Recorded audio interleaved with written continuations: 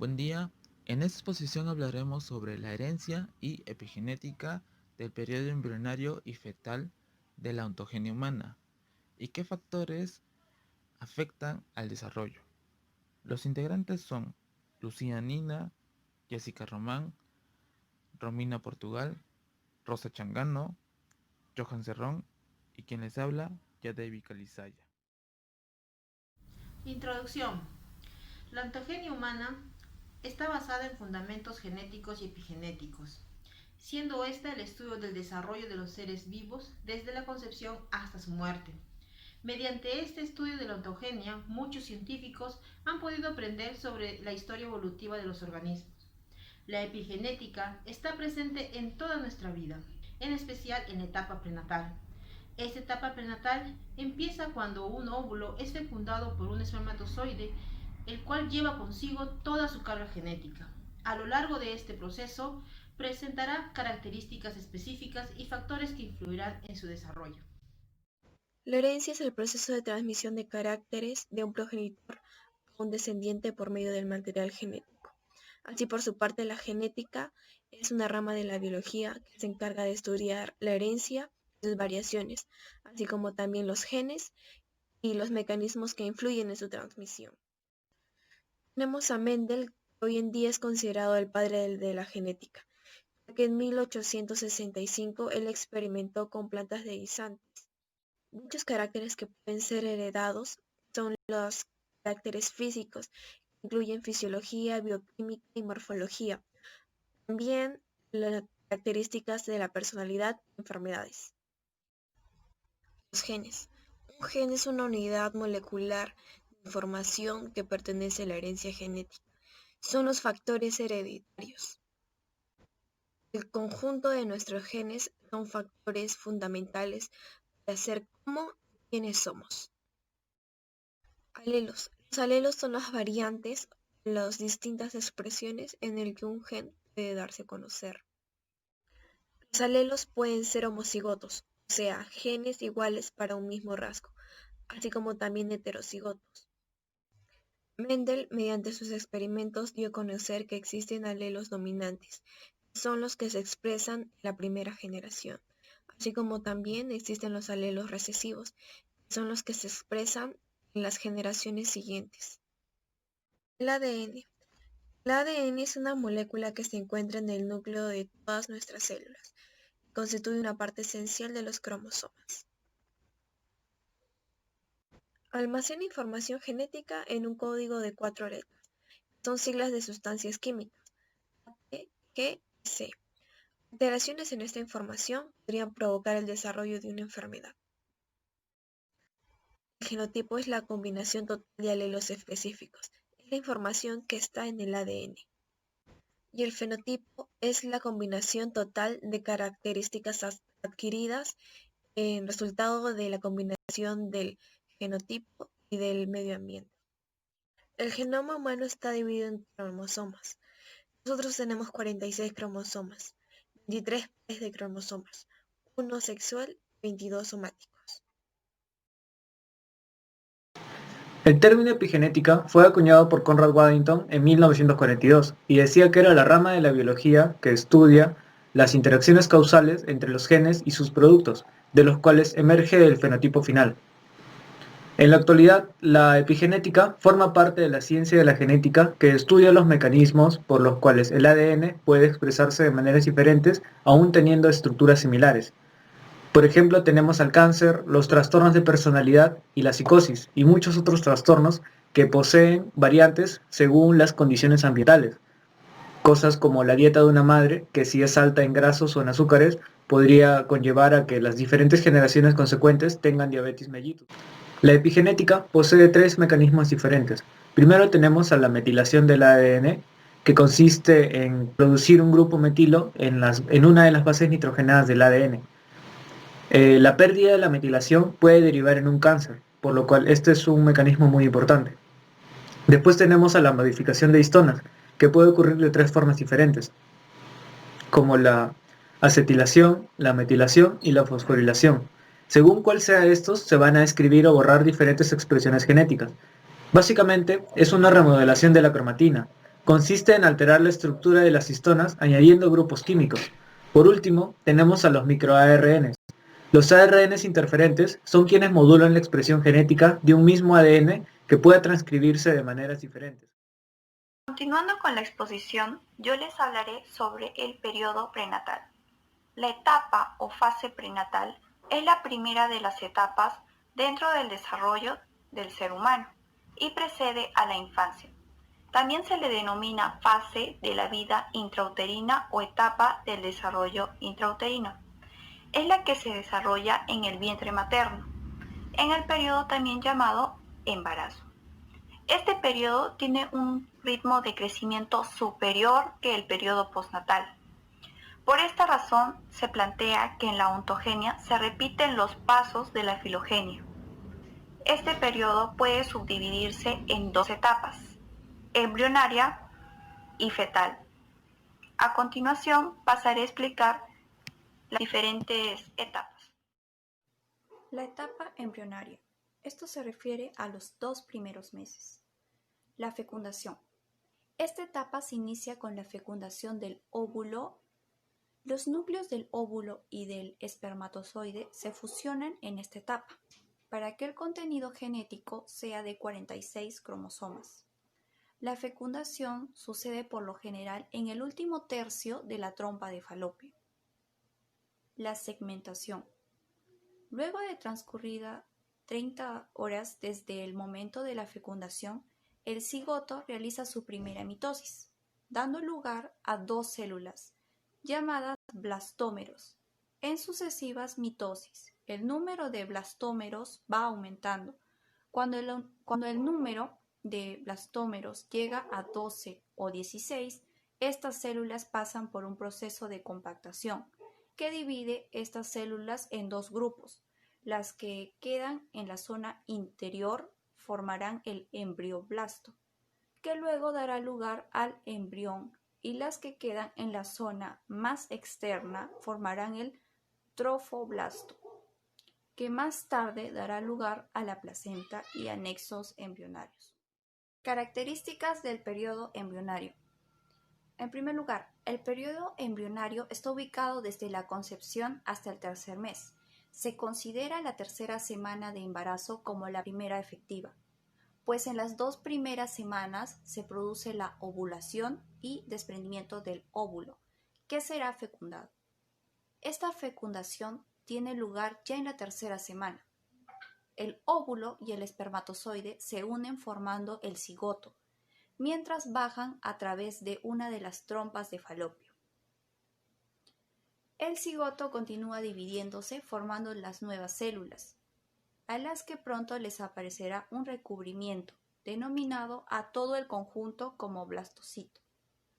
La división de células continúa ocurriendo mientras tanto, hasta que en un cierto punto, desarrollo de este blastocito se transforma en embrión.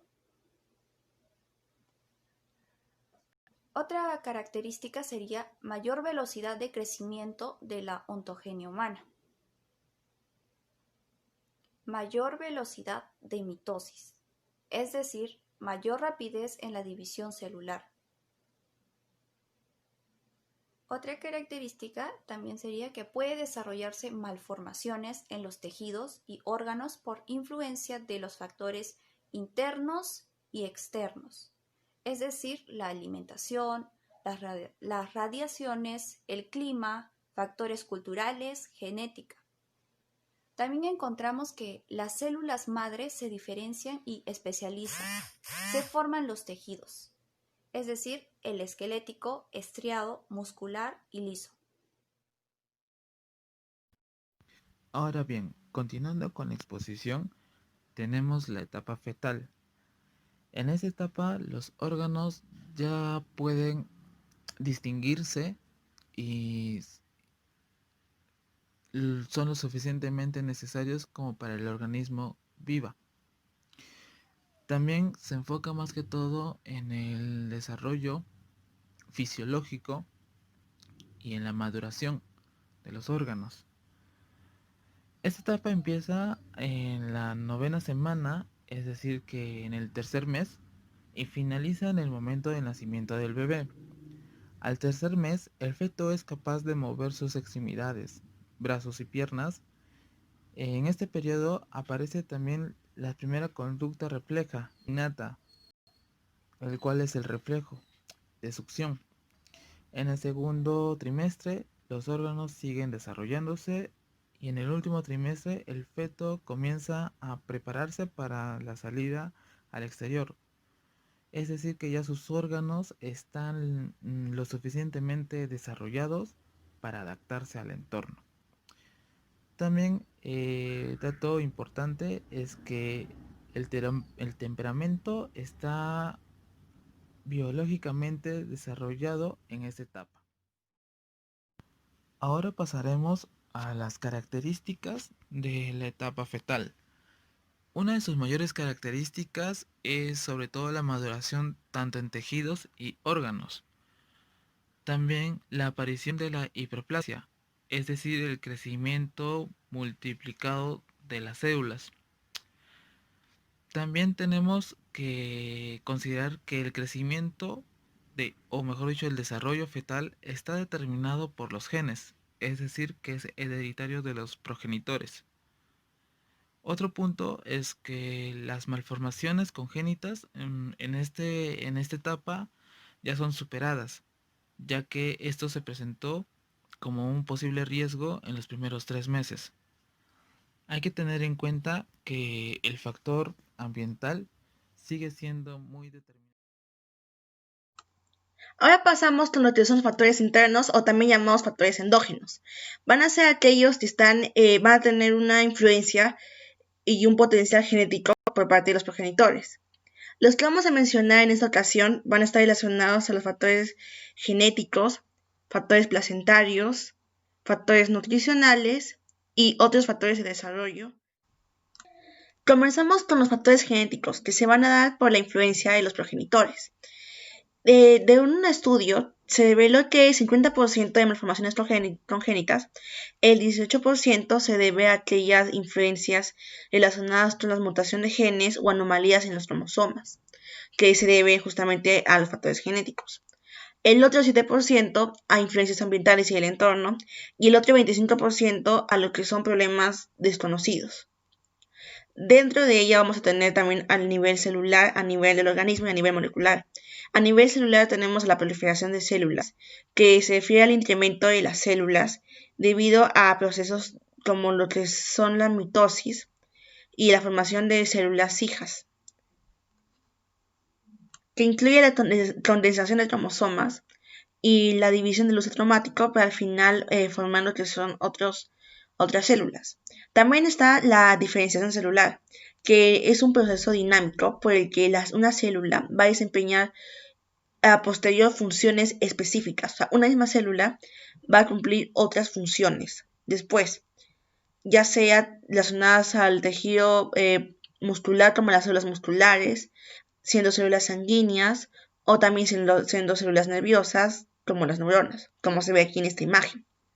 A nivel del organismo tenemos presentes dos procesos: la formación de patrones corporales, que va a ser la organización de células del embrión inicial según un plan corporal que ya está concreto, ya que se va a dar la especificación de 3 ejes corporales: el eje anteroposterior, o también en el cráneo caudal y en cabeza cola, el eje izquierda-derecha y el eje dorso-ventral.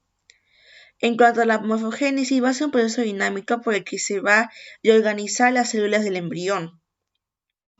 Continuamos con los factores placentarios, que van a crear un microambiente celular, molecular, bioquímico y biológico justamente para mantener al feto, al embrión, a buen recaudo. Tanto la implantación, la placentación y el desarrollo del lecho vascular, esto se va a dar en un ambiente uteroplacentario, van a ser muy importantes en cuanto a lo que es la formación el crecimiento fetal. De hecho, aquí tenemos a 3 funciones que van a desempeñar papeles importantes en la placenta. En cuanto a la función inmunológica, va a estar en relación con la tolerancia materna del feto. la función nutricional va a estar relacionada con la difusión de los nutrientes. Y finalmente la miostática va a estar relacionada con la difusión de productos del metabolismo fetal. Y también algunos efectos hormonales que tiene la madre sobre el feto y también sobre la propia placenta. Seguimos con los factores nutricionales. Nos referimos con ellos a aquellos componentes nutrientes energéticos que van a poder dar una reserva energética y también de gran importancia hacia la madre, ¿no? Dentro de los factores nutricionales tenemos lo que son los glúcidos, proteínas, lípidos, los oligoelementos, el agua, el oxígeno. Estos componentes van a atravesar la barrera placentaria y van a circular por ella a través de la circulación útero-placentaria fetal. Bueno, en cuanto aquí destacar en cuanto a todas estas, a la glucosa, ya que va a ser el mayor sustrato utilizado por el feto y el aporte de ella va a estar relacionada con las concentraciones maternas. También dentro de un componente nutricional muy importante va a ser también lo que es el lactato, que va a ser sintetizado por la placenta y va a ser muy vital para el crecimiento y la energía del feto. Sin embargo, si hay una malnutrición fetal durante los primeros meses del embarazo, esto va a afectar enormemente al crecimiento y al peso del bebé y puede dar pie a ciertas malformaciones congénitas a posterior. Asimismo, tenemos a los otros factores de crecimiento. Aquí tenemos lo que es el factor de crecimiento epidérmico, EGF, que se va a encargar de la curación y de las heridas de las quemaduras. También va a regular la inflamación y la acción de los fibroblastos. Además, por el crecimiento de las células epiteliales va a reparar el tejido. Y en la imagen aquí vemos a la familia de los factores de crecimiento transformadores beta, que también va a constituir un grupo de factores de crecimiento. Y por último tenemos la formación de dos sistemas que son los primeros en formar el embrión. Lo que es el sistema nervioso, lo que vemos aquí es el surco y la cresta neural, que va a dar lugar a lo que es la tuba neural, que va a formar a posterior lo que es el cerebro y la médula espinal, que primero tiene las tres vesículas primarias, que es el prosencéfalo, mesencéfalo y romboencéfalo, y de ellos salen telencéfalo y encéfalo, mesencéfalo, metencéfalo y hemidencéfalo, y dando lugar a los hemisferios, el tálamo, a otras partes del cerebro, y también el sistema límbico. Y aquí lo que es la formación del sistema cardiovascular, que tiene como principal órgano el corazón.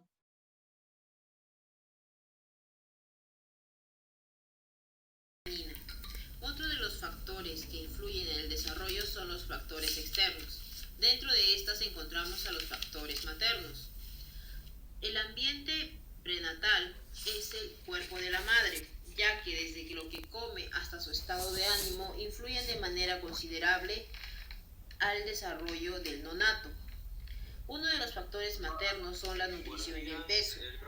Las madres deberían de consumir entre 300 a 500 calorías extras diariamente, pero si se sube o se baja de manera considerable el peso, podría afectar el desarrollo prenatal. El ácido fólico trabaja con la vitamina B12 y la vitamina C para poder ayudar al cuerpo a utilizar y a crear nuevas proteínas y a formar los glóbulos rojos. La deficiencia de este ácido fólico podría producir en el nuevo bebé la espina bífida. Si todas las mujeres consumiéramos 5 miligramos diariamente de ácido fólico y durante el primer trimestre del embarazo, prevendríamos el 85% de defectos del tubo neuronal. Otro de los factores maternos es la desnutrición. Esta desnutrición provoca consecuencias a largo plazo. Por lo tanto, es importante que la detecten a tiempo para poder así darle a la madre los complementos dietéticos necesarios, logrando que el niño al nacer pueda nacer grande, sano, activo y alerta. Otro de los factores que también influyen en el desarrollo prenatal y son maternos es la actividad física y el trabajo extenuante. Se recomienda realizar ejercicios, pero de manera moderada, ya que esta trae beneficios tales como impedir el estreñimiento, mejorar la respiración, mejorar la circulación, el tono muscular, la elasticidad de la piel, provocando un parto cómodo, fácil y seguro. Pero se debe abstener de realizar cualquier actividad durante los primeros 7 meses de gestación. Quien les habla, Lucía Nina. Otro de los factores que influyen en los factores maternos es el consumo de drogas, ya que todos sabemos que todo lo que la madre consume va a traspasar el útero y será absorbido por el embrión o feto. Entre estas sustancias encontramos los medicamentos. Tiempo atrás se pensaba que la placenta protegía al embrión o feto de los medicamentos, hasta que en 1960 se prohibió la talidomida debido a que esta causaba malformaciones faciales graves o un deterioro de órganos. También encontramos lo que es el alcohol, que produce un síndrome de alcoholismo fetal, que se caracteriza por la combinación de un retraso de crecimiento, malformaciones del rostro y cuerpo y un trastorno del sistema nervioso central. También encontramos lo que es la nicotina. La nicotina aumenta la posibilidad del riesgo de aborto, de microcefalia, entre otras. También se encuentra lo que es la cafeína, que en consumos mínimos no altera mucho el desarrollo, pero haber un consumo excesivo podría aumentar al doble el riesgo del aborto o un parto prematuro. También se encuentra lo que es la marihuana, que en un consumo excesivo está vinculada a defectos congénitos, al bajo peso al nacer o los síntomas de abstinencia. Entre estas otras encontramos la cocaína. Su consumo durante la etapa del embarazo está vinculada a un aborto espontáneo, al retraimiento del crecimiento, a trastornos del desarrollo neurológico. También se encuentran las metanfetaminas. La exposición fetal o prenatal a las metanfetaminas dañan las áreas cerebrales del feto, implicadas en el aprendizaje, la memoria y el control. Tiene también menos materia blanca en el cerebro y contagian al bebé en el momento del parto. Los factores maternos es la ansiedad y el estrés maternal. Es normal sentir cierta ansiedad y hasta un punto beneficioso, ya que al experimentar un nivel moderado de ansiedad, se estimula la organización del cerebro en desarrollo. De la misma manera, al experimentar un nivel moderado de estrés positivo o negativo, muestran signos de un desarrollo neurológico acelerado. La presencia del estrés intenso en la semana 24 y 28 de la etapa del embarazo se ve implicado con el autismo debido a las deformaciones del cerebro en desarrollo.